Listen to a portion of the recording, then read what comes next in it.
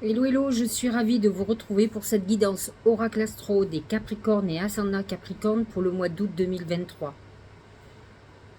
Le lion est positionné dans votre maison 8 qui est la maison à la fois de la transformation et de la transformation. Vous en avez vécu et vous en vivez encore puisque Pluton est dans votre signe. Donc effectivement, ce mois-ci, depuis juillet d'ailleurs, le soleil en lion a mis en lumière toute la transformation que vous avez subie. Transformation dans votre vie, mais ça peut être aussi transformation dans votre manière de voir les choses, dans votre patrimoine, dans votre activité professionnelle, dans votre couple, dans votre vie amoureuse, dans votre santé. Vous avez eu une transformation profonde. Actuellement, Pluton est encore positionné dans votre signe, en tout cas toute cette année, et touche surtout le dernier décan, mais le tout dernier, celui qui est pratiquement Verseau, 19-20 janvier. Donc, ce soleil met en lumière tout ça. Mais la maison 8 n'est pas que ça, c'est une maison financière, de gains et de pertes financiers, d'héritage, d'argent qui nous tombe du ciel, mais c'est aussi la maison de la sexualité. Et avec Vénus positionnée dans cette maison pendant encore quelques mois, vous êtes dans des phases où vous pourriez avoir une très belle passion qui arrive. Attention à ce qu'elle soit profonde, importante, stable pour vous. Autrement, il faudra vous contenter d'une relation très charnelle, mais passionnelle. Lorsque les planètes rentrent en Vierge, pour vous, c'est bénédiction, puisque la Vierge est un signe de terre comme vous. Donc, c'est une saison très favorable pour vous. Alors, Mars est déjà positionné en Vierge jusqu'au 27 août et va diriger votre action vers, par exemple, la reprise d'études, la volonté de s'externaliser, de pouvoir aller voir un peu ailleurs comment ça se passe, etc. Vous avez le soleil qui est positionné dans cette maison 9, qui est la maison des voyages, qui est la maison de tout ce qui est nouvelle perspective dans votre vie, de spiritualité, de reprise d'études, de formation. Et donc, vous êtes dans cette phase-là où vous êtes en réflexion pour finalement orienter différemment votre vie. Et Mercure ne fait que conforter tout ça. Alors bien sûr, Mercure va être rétrograde le 24 août et ça peut être un moment, effectivement, où vous réfléchissiez à savoir vraiment ce que vous allez faire. Peut-être avez-vous commencé cette transformation, cette réorientation, mais que ça ne vous satisfait pas. Donc s'il y a un petit retour sur le passé, peut-être sur des contrats, sur des engagements, peut-être avez-vous commencé une formation finalement qui ne vous plaît pas, vous allez devoir prendre les décisions qui s'imposent pour vous orienter différemment assez rapidement. Lorsque Mars va passer en Balance, il va passer dans votre maison 10, qui est la maison des ambitions, et là vous allez commencer, alors c'est fin du mois, hein, fin 27 août, mais à la limite j'avais envie de vous dire que l'été est fait pour se reposer et pour préparer la rentrée. Et là, Mars en Balance va vous amener à agir dans toute la réflexion que vous avez eue pour aller vers vos ambitions. C'est plutôt pas mal puisque Mars en Balance est en quête d'équilibre et d'harmonie dans sa vie. Donc, si vous avez fait les bons chamboulements, vous devriez aller vers cet équilibre tant souhaité. Alors, je vous ai dit que Pluton était dans votre signe, je vous l'ai expliqué. Nous avons Saturne qui est positionné donc en Poisson dans votre maison 3. Neptune y était déjà depuis un moment. Neptune ne touche que le dernier décan, donc ils sont gâtés, hein, ils ont Pluton et Neptune en même temps, hein, donc c'est un peu costaud. La Saturne remet en question votre manière de fonctionner, de parler, de communiquer, et peut-être votre rapport à vos frères et sœurs, avec vos voisins. Saturne recadre, il fait prendre la responsabilité à chacun, et ça va coincer, c'est limitant, ça vous met à l'épreuve. Donc voyez en quoi vous êtes mis à l'épreuve avec cet entourage-là. Faites attention à ce que vous dites, comment vous le dites, comment vous communiquez, vous échangez.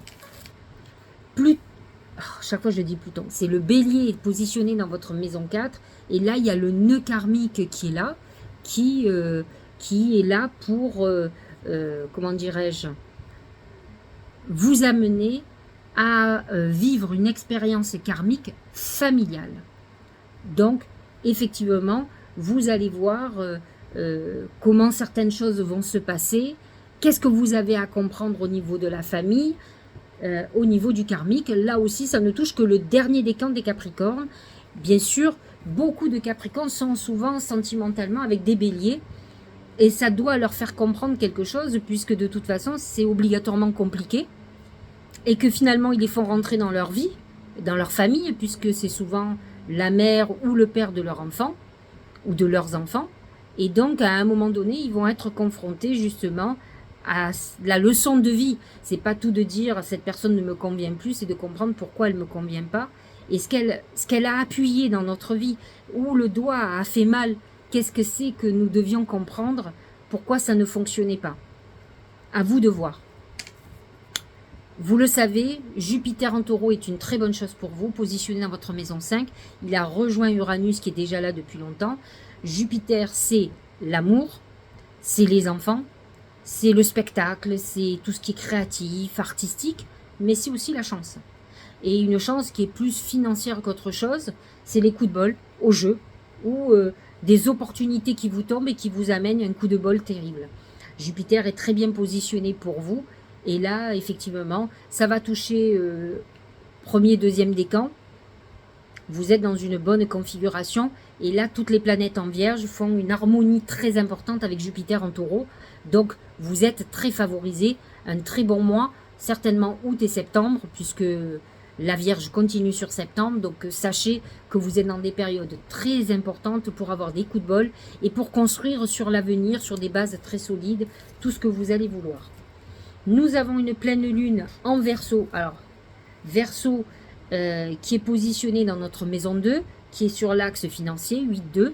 Effectivement, c'est tout ce qui est d'ordre financier, tout ce qui est patrimoine, tout ce qui peut être héritage qui va être mis en lumière. La nouvelle lune en Lion, elle, va continuer à mettre en pleine lumière l'argent, mais pas que, toute votre sexualité, l'amour, puisque Vénus est positionnée dans cette maison, elle va réactiver cette Vénus et nous montrer peut-être quelque chose d'important au niveau de l'amour, ce que vous avez à comprendre. Pleine lune en Poisson, Poisson très en harmonie avec votre signe, mais avec Saturne qui vous met quand même en épreuve, et le Soleil en Vierge, positionné dans votre maison 9, qui est la maison des nouvelles perspectives, des voyages, des déménagements, des reprises d'études, de la spiritualité, de l'éveil. Là, avec le Poisson en opposition, effectivement, on est quand même dans quelque chose d'intéressant. Pour vous, c'est l'axe 9-3, qui est l'axe de la communication et de la connaissance. Voilà pour l'astrologie. Voyons l'oracle magique du mar de café. C'est le féminin. Le féminin, ça a un côté, c'est l'intuition. C'est tout ce qui est... Alors, premièrement, on va quand même revenir dans un côté très pragmatique.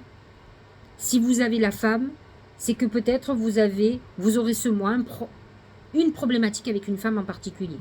Quelqu'un avec qui vous travaillez, votre patronne, votre femme, votre sœur, votre mère, votre enfant, si c'est une adulte.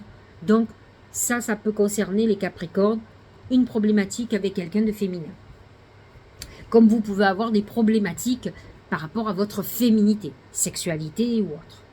Mais la femme représente les énergies féminines qui sont l'intuition, et le Capricorne, on le sait, est fondamentalement positionné dans le pouvoir et dans la maîtrise, qui est l'antidote de l'intuition.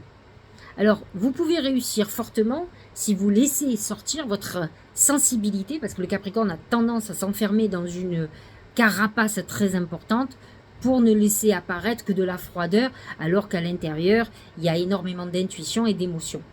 Donc là, aujourd'hui, on vous dit, ok, tu as en plus beaucoup de planètes en Vierge, mais qui sont positionnées dans une maison 9, qui est une maison quand même très spirituelle.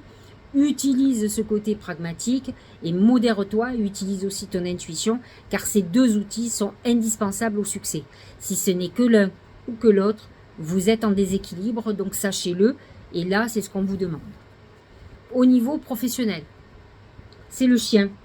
Le chien, c'est la fidélité, c'est l'amitié, c'est les gens qui sont engagés pour vous. Professionnellement, vous aurez besoin de bien vous entourer.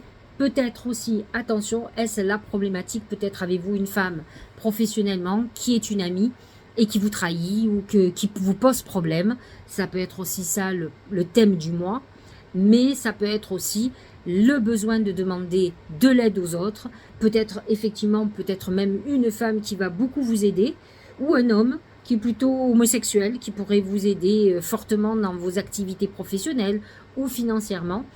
Alors, j'ai envie de dire aux Capricornes, n'ayez pas honte de demander de l'aide. Ils ont tendance à penser qu'ils peuvent tout maîtriser, qu'ils se débrouillent seuls.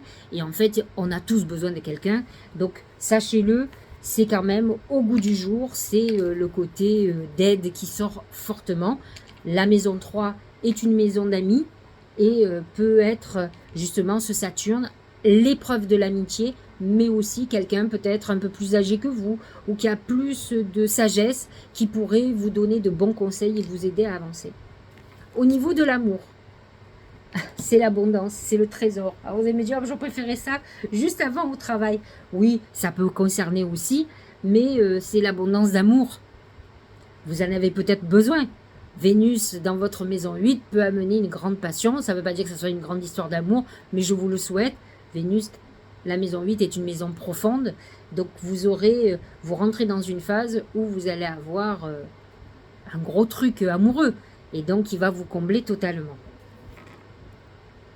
D'autant plus que vous avez Jupiter dans votre maison 5, qui amène quelque chose d'assez extraordinaire, qui amène la légalisation aussi, donc c'est ça qui est intéressant.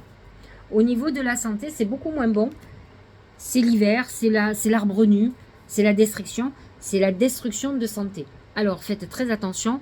Vous pouvez, positivement, vous pouvez maigrir. Vous pouvez être dans une période où vous perdez du poids, sans être obligatoirement malade, uniquement parce que vous faites du régime, vous faites du sport, etc. Mais ça peut être aussi la détérioration de votre santé, des problèmes osseux, des problèmes qui vous font vous sentir vieux. C'est aussi des problèmes de vieux. Je m'entends, arthrose, arthrite, problèmes dans les dos, des problèmes que lorsqu'on vieillit, le corps vieillit, on subit. Vous pouvez aussi subir un décès autour de vous. C'est la fin d'une époque, c'est la fin de... Donc vous pouvez être dans une tristesse profonde liée à un deuil que vous venez de vivre, que vous avez vécu peut-être il y a quelque temps, ou que vous sentez venir parce que la personne est malade, est en pleine détérioration de santé. Au niveau du Tao, c'est la détermination. C'est vous. Résolution, fermeté intérieure. Capricorne fait partie des gens les plus déterminés que je connaisse. Alors, vous allez dire, oui, mais les béliers, oui, ils sont têtus, mais ils ne sont pas sur la durée. Le bélier, c'est cet animal qui monte une montagne escarpée et qui, son objectif, c'est d'aller jusqu'en haut, même si c'est abrupt. Donc, il a ce côté déterminé, cette force intérieure qui est très importante et qui va certainement vous servir ce mois-ci, à vous de l'utiliser à bon escient. Absence de compromis, concentration inébranlable, mise à l'épreuve du caractère, intégrité, examen de conscience. C'est une période où vous devez... c'est ce Pluton aussi dans votre signe qui peut avoir cette importance. La parole. Soyez en permanence bienveillant à votre égard et les autres en feront de même. C'est la communication. C'est cette maison 3, ce Saturne en maison 3, en poisson, qui fait que effectivement, on est dans une période où on a peut-être besoin d'échanger, de discuter. La parole est importante. Sachez comment dire les choses. Vous pouvez dire les choses avec froideur et ça peut ne pas être très bon pour vous. Donc, à vous de savoir utiliser la parole. La Vierge en maison 9 aussi a ce côté de froideur qui peut être très carré, très pragmatique, moralisateur, qui n'est pas toujours bon. Donc à vous de faire très attention comment vous communiquez avec les gens. De toute façon, si Saturne est dans cette maison 3, c'est que vous devez transformer votre manière de vous exprimer et d'expliquer les choses aux gens. Instruire. Voilà, nous avons notre maison 9. De nouveaux sujets te passionnent et t'intéressent. Choisis un livre, un article, un podcast, une vidéo, une programme en ligne sur ce sujet et nourris cette curiosité qui s'éveille à toi. Effectivement, vous êtes dans une période d'instruction où vous avez l'esprit ouvert, éveillé, que ça soit au niveau de la philosophie, de la spiritualité, de la religion, d'autres cultures, mais aussi de bien-être, de sujets qui vous passionnent. Vous êtes ouvert, vous avez envie de comprendre, vous allez regarder des vidéos, vous allez ouvrir des livres, vous allez faire plein de choses. C'est vrai que cet amas de planètes en Vierge, en plus la Vierge aime se cultiver, Elle est curieuse, c'est Mercure. Elle aime analyser, elle aime comprendre. Donc vous êtes dans cette phase-là. Et c'est intéressant si ça amène derrière des projets nouveaux, des nouvelles envies, des conjectures nouvelles. C'est ça qui peut être très intéressant. Voilà, j'espère que cette guidance vous aura éclairé. Je vous souhaite un très bon mois d'août. Prenez quand même des vacances, décompressez. Alors vraiment, lâchez prise. Et puis, lisez, intéressez-vous, ouvrez-vous, préparez-vous pour la rentrée. Je vous embrasse et je vous dis à très bientôt.